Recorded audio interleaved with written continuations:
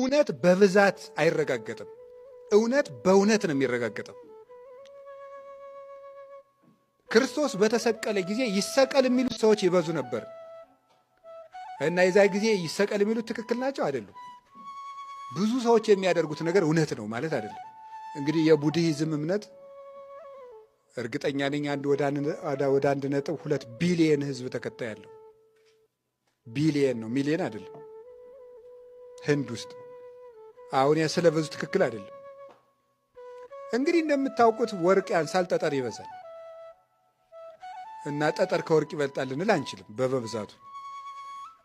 እና በክርስትና ሃይማኖት የእግዚአብሔር ቤተሰቦች ትልቁ ከባድ ነገር ምንድን ነው? ብቻን መቆም። የሚያሸልምስ ምንድን ነው? ብቻን መቆም።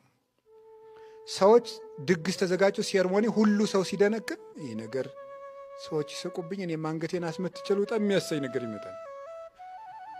ይዘግቲ ብቻን መቆም ነው። ሰው ሁሉ እስክስታ ስለወረደ የግድ መንቀጥቀጥ የለብንም። ከሳቁም ይሳቁብ።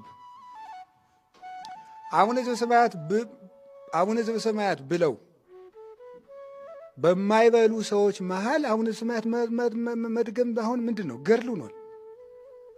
እጨጌ እስኪ ይበሉ ይላል። ለማሸማቀቅ ነው እንደዛ የሚለው ማለት። ሱሪ በሚለብሱ ሴቶች መሃል ቀሚስ ለብሶ ማለት ጅልነት ነው። እንዴት እናድርግ? ጓደኞቻችን እንደ ጅል እየቆጠሩ ነው። ይቁጠራ። ከእግዚአብሔር ጋር መቆም አይሻልም እንዴ? ከጅሎች ጋር ተሰልፎ የጅል ዋጋ ከማግኘት